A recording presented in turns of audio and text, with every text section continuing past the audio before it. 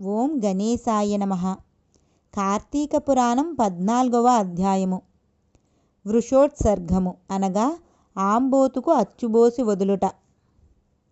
మరలా వశిష్ఠుల వారు జనకుణ్ణి దగ్గరగా కూర్చుండబెట్టుకుని కార్తీక మాస మహత్యమును గురించి తనకు తెలిసిన సర్వ విషయములు చెప్పవలననే కుతూహలముతో ఇట్లు చెప్పెను.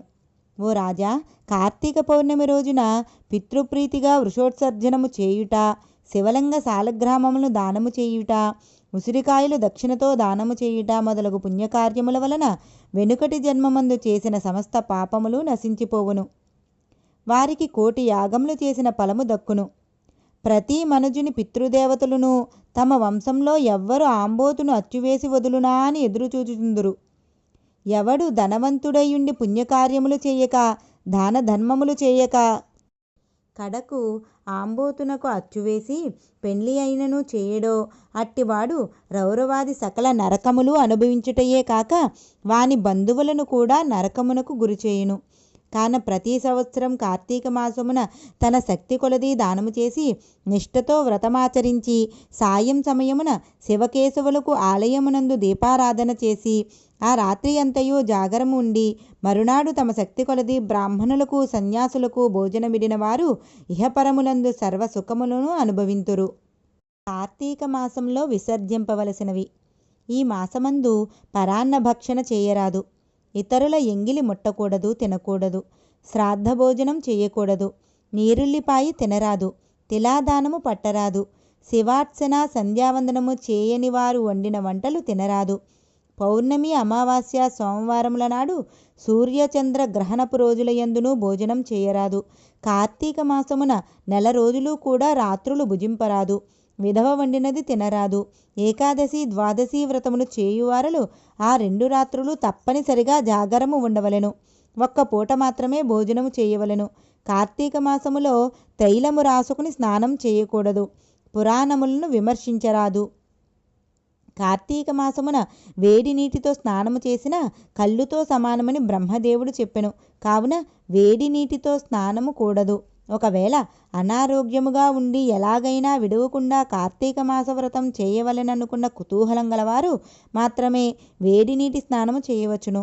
అటుల చేయువారలు గంగా, గోదావరి, సరస్వతి, యమున నదుల పేర్లను మనస్సులో స్మరించి స్నానము చేయవలెను. ఏ నది తనకు దగ్గరలో ఉంటే ఆ నదిలో ప్రాతకాలమున స్నానము చేయవలెను.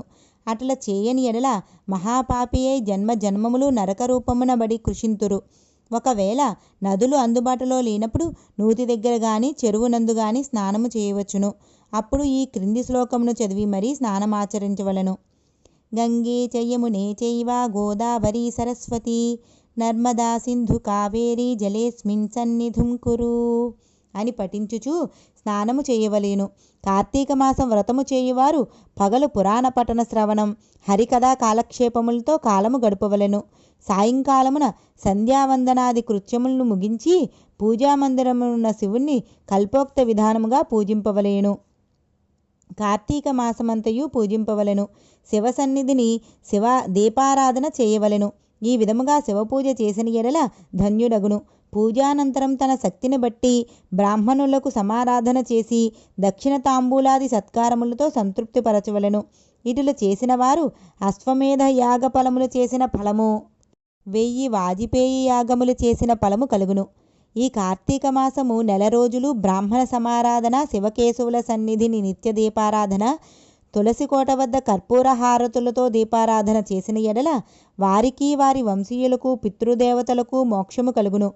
శక్తి కలిగియుండి కూడా ఈ వ్రతము ఆచరించని వారు 100 జన్మలు నానాయోనులయందు జన్మించి తర్వాత నక్క, కుక్క, పంది, పిల్లి, ఎలుక మొదలగు జన్మలెత్తుదురు. ఈ వ్రతము శాస్త్రోక్తంగా ఆచరించిన ఎడల 15 జన్మల యొక్క పూర్వజ్ఞానము కలుగును. వ్రతము చేసినను పురాణము చదివినను విన్నను అట్టి వారలకు సకల ఐశ్వర్యములు కలిగి మోక్షప్రాప్తి కలుగును. ఇట్లు స్కాంద పురాణాంతర్గత వశిష్ఠ ప్రోక్త కార్తీక మహత్యమందలి 14వ అధ్యాయము 14వ రోజు పారాయణము సమాప్తము.